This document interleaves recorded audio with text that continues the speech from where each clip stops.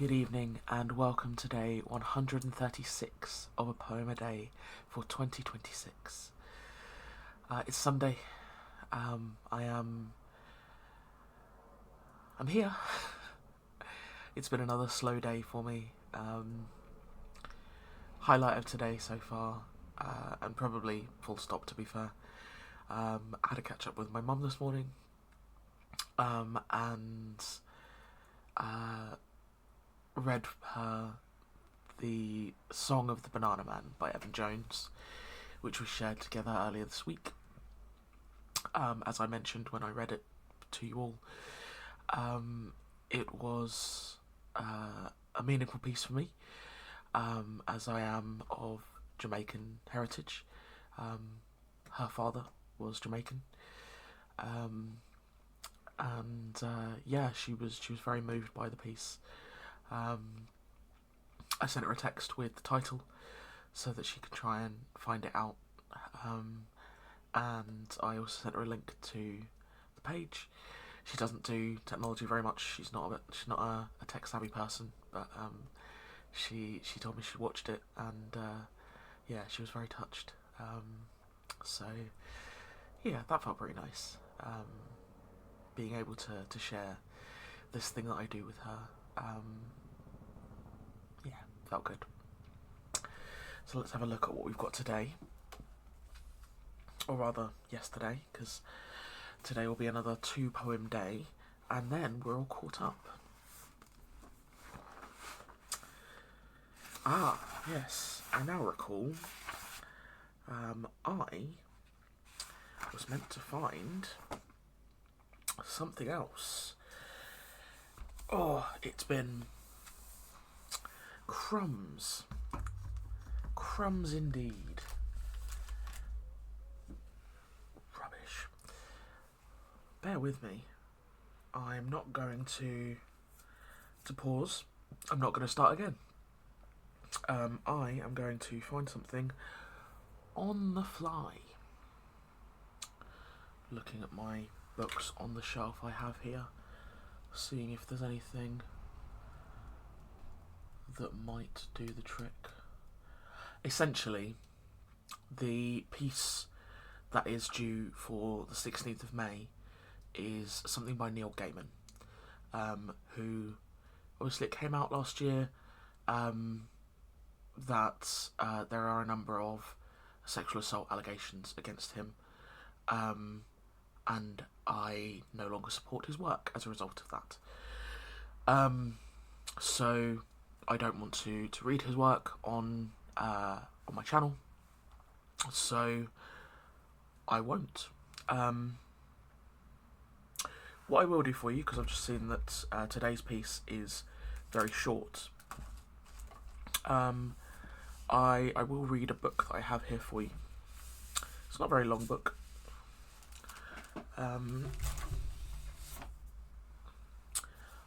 It's called Black Dog.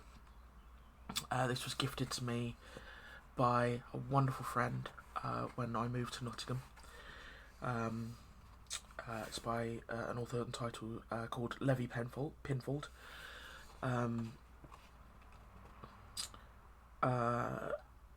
This is for my family and families in general. When I first moved to Nottingham, I didn't like where I was working. I didn't have any money, and while I had some community here, it was a big upheaval, and I did struggle. I've always had struggles with my mental health, and I've always spoken quite openly about my mental health. And my friend sent this to me in the post. And she said to me to not open it unless I needed to. So I held off. And I'd been here, I think, maybe 4 months, and I was having a really bad day. And I opened it, and I read it, and I cried a lot. And I messaged her, and we talked. And I've come back to this a few times. And I will share this with you now. So, this is Black Dog by Levi Pinfold. One day, a black dog came to visit the Hope family. Mr. Hope was the first to see it. "My goodness," he cried, dropping his toast. He didn't waste any time in phoning the police. "There's a black dog the size of a tiger outside my house," he told the policeman. The policeman laughed. "What should I do?" asked Mr. Hope. "Don't go outside," said the policeman, and put down the phone.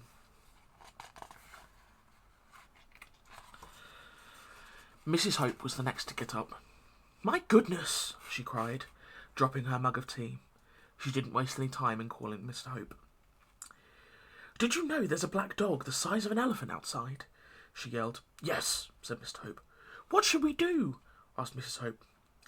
"Turn out the lights so it doesn't know we're here." Adeline Hope was next to get up. "My goodness," she cried, dropping her toothbrush. She didn't waste any time in calling for her parents.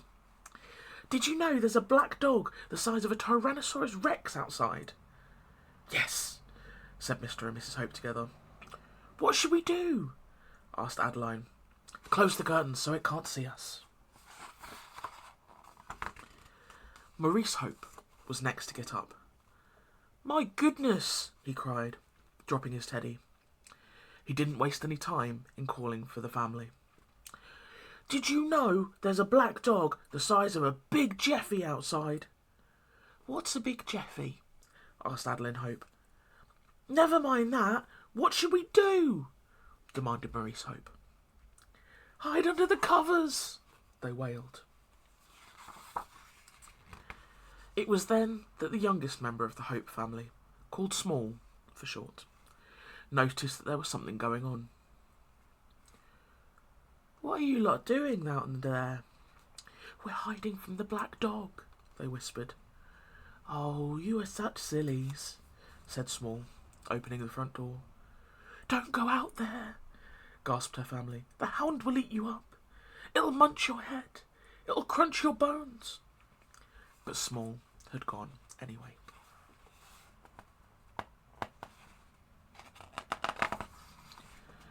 Outside, the black dog leaned down towards her and breathed. "Crikey, you are big," said Small. "What are you doing here, you guffin?" The black dog snuffed at her. Just show you this is wonderfully illustrated, this book. There's a little Small down here.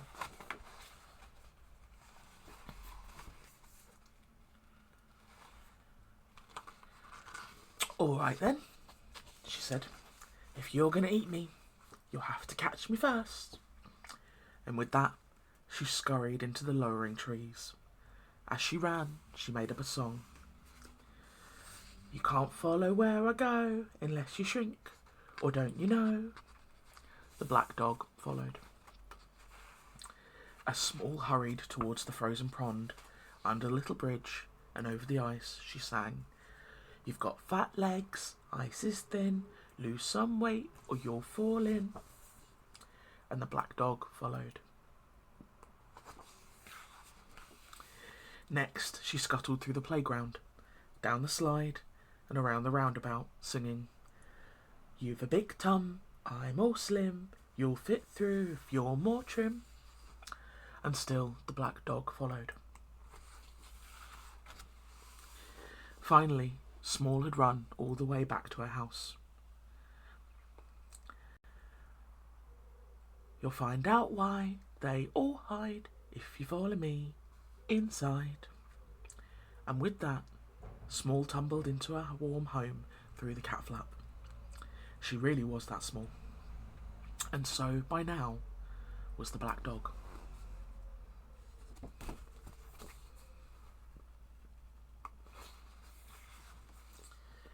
Inside, Small grabbed a washing basket, and as the black dog scrabbled in behind her, she covered him with a loud "Ha!" Just then, the rest of the Hope family popped up from behind their barricade. "You haven't been munched," cried Mrs. Hope. You haven't been crunched, cheered Mr. Hope. You haven't been eaten, yelled Maurice Hope, missing a poetic opportunity. But where's the black dog? Asked Adeline. Without a word, Small lifted the basket.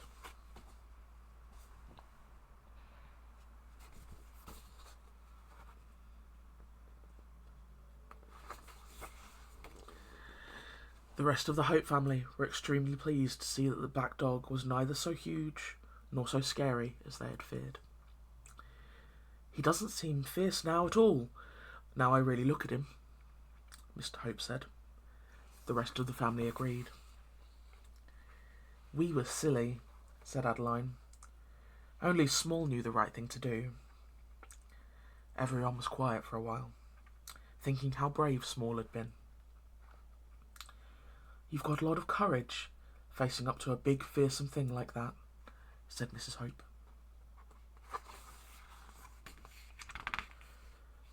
There was nothing to be scared of, you know, replied Small Hope, as she went to sit by the fire, and the black dog followed.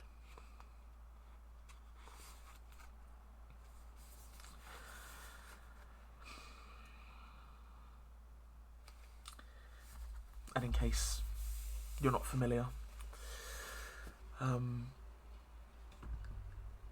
the black dog is what is a common analogy for depression.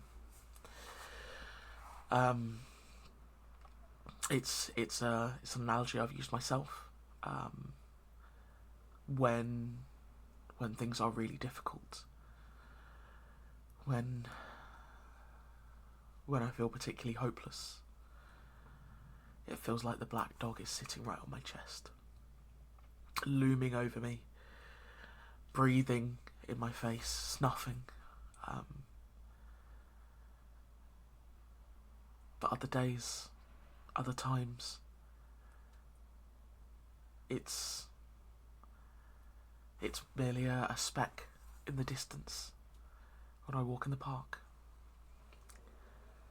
And sometimes it walks beside me, because that's kind of what having clinical depression is. You just kind of crack on, and there's always a little bit of something there, but you get through. And sometimes it is overwhelming, but not always.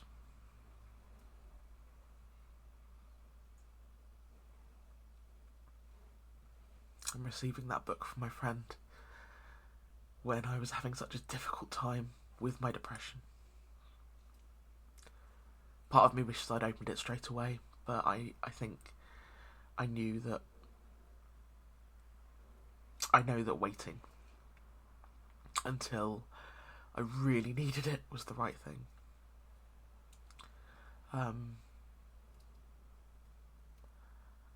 And I hope maybe sharing it with you all today has been beneficial, maybe to reframe something for you. Maybe you can think of somebody who might benefit from hearing about how Small Hope overcame the black dog. Because all we really need is Small Hope.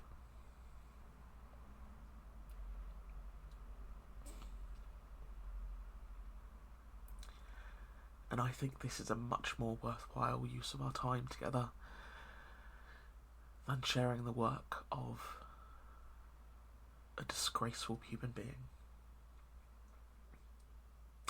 So I'm very glad, actually, that I spent time yesterday resting, and I will be honest, I forgot that I needed to prepare something else for today. And actually the book is sat there on top of my laptop because I recorded myself reading it to send to a friend who was going through a bit of a thing about a month ago, and it's been sat there ever since. It's a good reminder. So, we've got one more piece to catch us up, and it looked like it was a brief one. I think I've already mentioned that. So, I'm going to get this uploaded and ready for this evening, and then I'm going to read that, and then we're all caught up. Thank you, friends. As always, I so appreciate you being here with me. You just... Thank you. Until the next one.